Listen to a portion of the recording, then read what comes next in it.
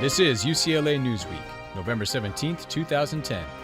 In this edition, true crime in academia. Scholars have not always been the most professional towards one another. There's been a lot of hostility, and this hostility within Dead Sea Scrolls scholarship has now carried over into online media. And creating jobs in a down economy. These companies are both a source of new jobs and a new source of jobs for the city, the state, and the country.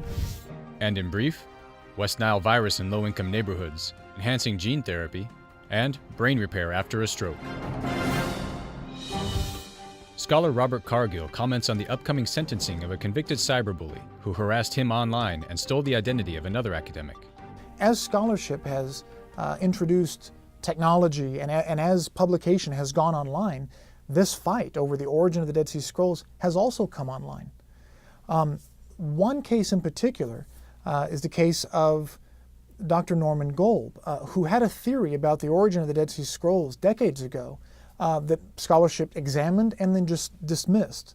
But with the advent of the internet, it was possible for an anonymous individual to begin to resurrect some of these theories and thoughts and to argue on their behalf. And it turns out that one advocate for the theories of Dr. Norman Golb was in fact his son, Raphael Golb, a lawyer from New York City. And using anonymity, because he didn't want it known that he was arguing for Daddy's points of view. And so what he did was he took the nastiness of the scholarship about Qumran and the Dead Sea Scrolls into a cyber war. And he became the cyberbully. He became the person who was attempting to smear anyone who disagreed with his father. He was eventually caught for this. Raphael Golb just wanted to help his father, but what he ended up doing by acting illegally was harming his father's reputation beyond anything that anyone else could have done. Vice Provost Kathryn Atchison explains how UCLA is generating high-value jobs in a down economy. Since the recession hit, the job market's been bad, and we graduate thousands of students a year who are all looking for jobs. It's in their best interest to try and create a job.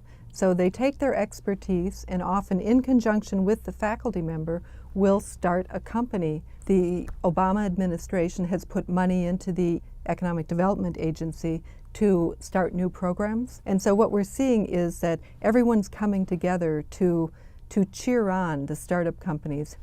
These companies are both a source of new jobs and a new source of jobs for the city, the state, and the country. The students take the expertise that they have and they create what are called high-value jobs. For example, one of the companies that came out of the engineering school in the solar technology area was created in the Los Angeles area, and they've hired 6 PhD graduates. These are the high-level jobs of the future.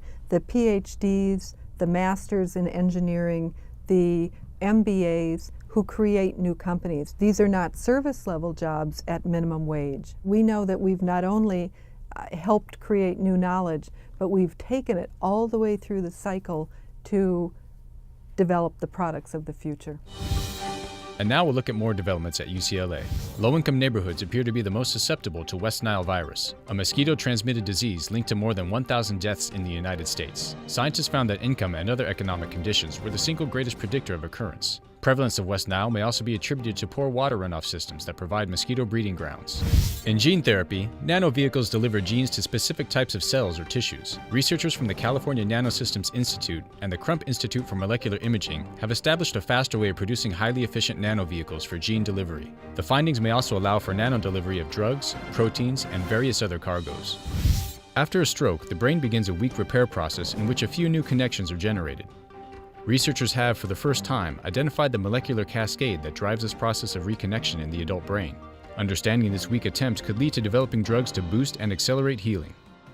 For more on these and other stories, please visit newsroom.ucla.edu and follow us on Twitter at UCLA Broadcast.